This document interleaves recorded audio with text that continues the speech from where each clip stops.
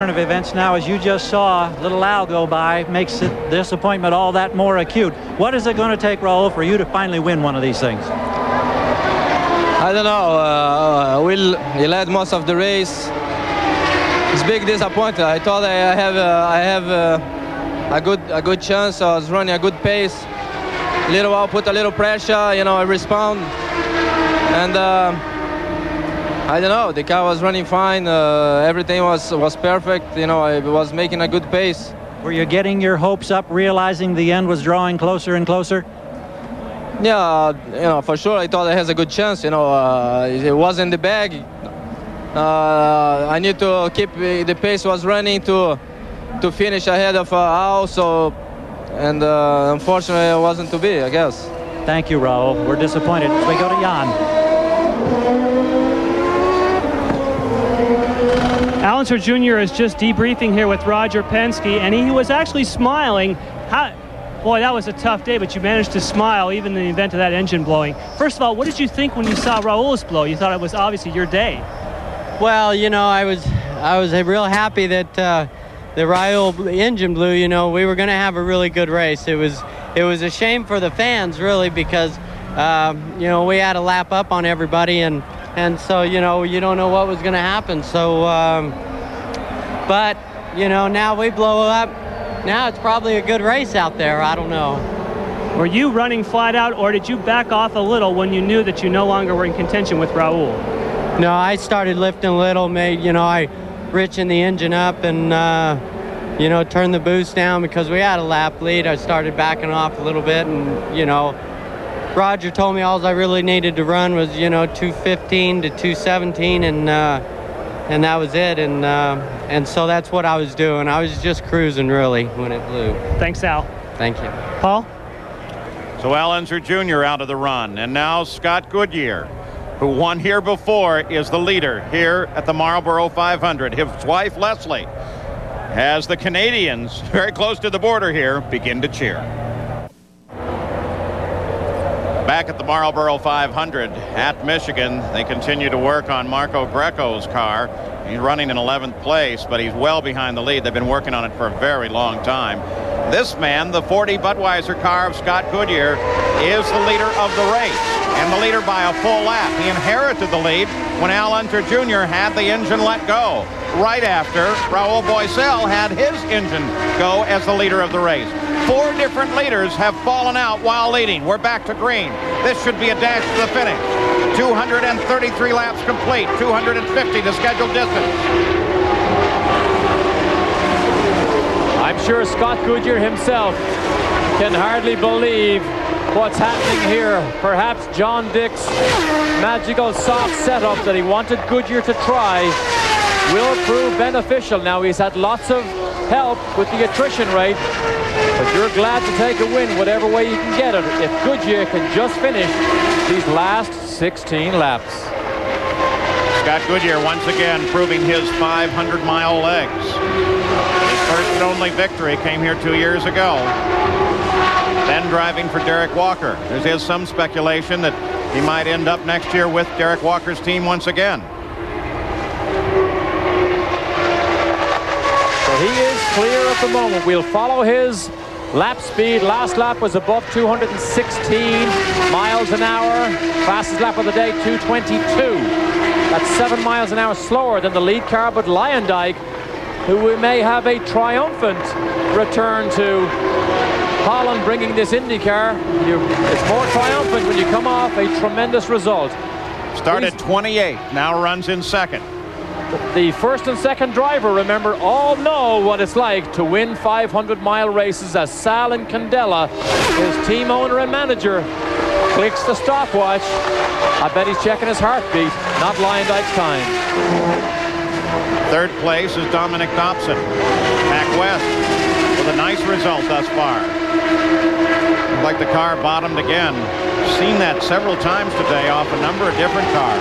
There is the surface Sends your heart change right up in your chest every time you see it. And it seems to be right about where that surface change. That's Teo Fabi in the Reynard, the Pennzoil car, right ahead of Leyendyk. Leyendyk knows he's not going to be a threat to catch Scott Goodyear, so Leyendyk's focus really must be on staying ahead of Dominic Dobson in that Pac West car. Right now we have 7 cars still in competition. 1986 we finished with only 7. Same thing in 91. More to the fact that this race eats up race cars. Lyondike makes the move on Bobby. Not for position, of course, just another lap down for tail. Again, I think we saw that car bottom out as we move up to Dominic Dobson. What a run Dobson is finally having. Actually had a great qualifying run. Qualifying 9th outside row 3. Ford engine. You see no sponsorship on this car. Bruce McCaw, one of the owners, chasing sponsorship. Bringing Sullivan in on Tuesday just to see where they are with their road racing testing. But this man is doing them proud this afternoon because he is surviving, and it is survival of the fittest. A rookie in this race, the fastest rookie, Teo Fabi, the 4th place car. His laps have not been all that spectacular recently, down at 209 miles an hour. His top of the race at 219, so he never was truly in contention, but staying in the race through attrition has paid off for Jim Hall's car here, the Pennzoil Special, driven by Teo. Good look at that drooping anhedral front wing setup that Adrian Reynard uses on these cars. Fabi, who, believe it or not, still commutes from Italy for each one of these races. Bobby was 2nd in 1989. Here's a wonderful story. First Smith ever in any 500 is in 5th place right now. Again, he stayed with it, persevered throughout the day. Terrific result for young Mark Smith. Quite an aviator, very nice guy. We followed his toils at Indianapolis many, many times when he failed to qualify. Bumped out of the field 2 years ago, didn't make it again this year. Turned that car upside down trying to qualify at Toronto 2 weeks ago. Hiro Matsushita runs in 6th. Remember, he had an accident, broke a leg at Indianapolis several years ago, and has never seemed to pick his stride up since that time. It's interesting what a wreck and an injury can do to you. But he's becoming a lot better known on television in Japan, and now television over here, because recently he just filmed a Northwest Airlines commercial, which will be shown in Japan and of course on the Japanese televisions here in the States. Willie T. Ribbs, the teammate to Mark Smith. As you mentioned, he's doing some Cosby appearances. Parker Johnstone also doing an appearance. He's in the movie Speed. But watch it, see if you can figure out the part he plays. Well, whatever the party plays, here's a man that will go to a party tonight. He just took a week off, went to a cabin on the lakes in Canada, trying to rest and relax a little bit. But what an afternoon he may have to tell his young son Christopher. They have a new addition to the family recently. His wife Leslie, who you saw earlier on, bought a new horse, a dressage horse called Part 2. And it will be a Indianapolis resident very shortly. His wife Leslie actually competes in dressage and looks forward to that new mount. No one in contest at the moment. They're running laps out. Boy, he bottomed again as he came through there. Number of cars we've seen bottoming, Jan Beekes. Jan? What we have seen, Paul, is that the air is getting more dense. We've had cloud cover. The sun has gone away. As the air gets more dense, these cars create more downforce. They suck down onto the ground. That's where those little puffs of smoke, you're actually seeing smoke from the bottom of the car rubbing on the racetrack because the air is getting more dense. After the Marlboro 500 here, the Indy cars are back to the road courses for one run at the Mid-Ohio Sports Car Course. And we'll have coverage on ABC Sports of that event 2 weeks from today. And they were quick glimpses of John Dick, who along with Dave Benbow are responsible for the way this car goes to the line and the setup that's been on it. What a frustrating year Benbow, who's been there all year, and John Dick have had trying to get success from this Budweiser Lola. But as Robbie Gordon said earlier on, I'd rather be lucky than good any day. You see him bottom out again. Will Scott Goodyear win another 500-mile race at Michigan? You know, there's a danger of triteness in this, but I think it absolutely applies here. Here's a driver with 4 laps to go, 1 lap fully in the lead. He's seen everything that's gone before in this race today. He's won here once.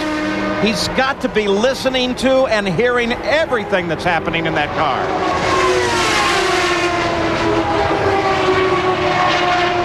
Coming up next, the USGA and U.S. Curtis Cup. USA is leading in this international competition 5-4 between the teams from Scotland, Ireland, and Great Britain. Jill McGill and Sarah LeBrun Ingram lead the U.S. team live here on ESPN. That's coming up next. 3 laps to go, about a minute and a half. And Scott Goodyear will have notched his second IndyCar victory, both of them here at the Michigan 500. He's only started here 4 times. Marco Greco slows down. They shouldn't go yellow in the last 10 laps. Now he's keeping the car running. At least he's back into the fight. Marco's like 54 laps behind the lead of the race, running 11th. He'll work his way up because he's actually running behind cars that have already fallen out. So back to Scott Goodyear, Kenny Bernstein, who has made so many changes, trying to find the harmony that front-running teams and successful teams need. Brought in Montermini to do 2 road races at Cleveland. Again, he bottoms out. I hope that's okay. Brought in Montermini to do Cleveland and Toronto. Back to Goodyear for this one event. And Scott Goodyear will have chills up and down his spine. He could never have imagined, as Leslie watches, that this type of success could have fallen his way today. Under 30 seconds away from his second win, and a win at the Marlboro 500.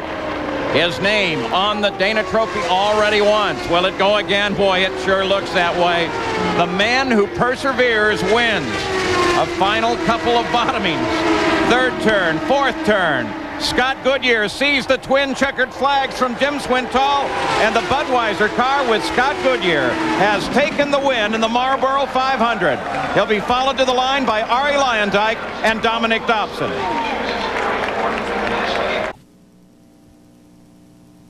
Today's coverage of the IndyCars on ESPN has been brought to you by the Valvoline Performance Team.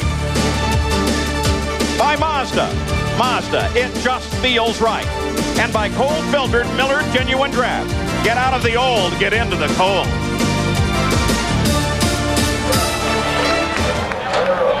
The Canadian flag flies for a Canadian winner, his second time here. Unofficial results: Scott Goodyear, Arie Luyendyk, Dominic Dobson, as we'll look down through the entire rundown in a long, hard-fought battle in which the man who persevered took the checker, and that was Scott Goodyear. Mario Andretti had such a great run going in his last 500 and then fell out at the edge of the race course. There's the entire order of the 28 that have started, unofficial order of finish. And what is that going to do to the points? Well, we're still closing.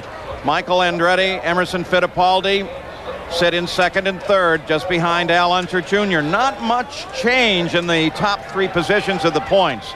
But what a celebration for Scott Goodyear, who has taken the win here today, Gary Gerould. Helmet off, second time in your career, same place. You saw 4 leaders in front of you find misfortune today, and here you are. Tell us what this moment feels like, Scott. Well, I'll tell you, it just feels great because for right now, it's been a tough year for everybody, but I have to thank everybody in the Budweiser crew. The guys did some great stops, and I'm ready for a Budweiser, I'll tell you.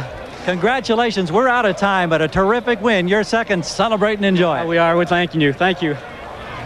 So with a long day, Scott Goodyear takes the win. He stayed in there. The points remain pretty much the same, and the Indy cars now head off in 2 weeks to the Mid-Ohio Sports Car Course. Lots of racing this week here on ESPN as we head off for the Brickyard 400 as well. I'm Paul Page for Derek Daly, Jan Beekes, and Gary Gerould. Congratulations to Scott Goodyear, and thanks for joining us here at the Marlboro 500 at Michigan.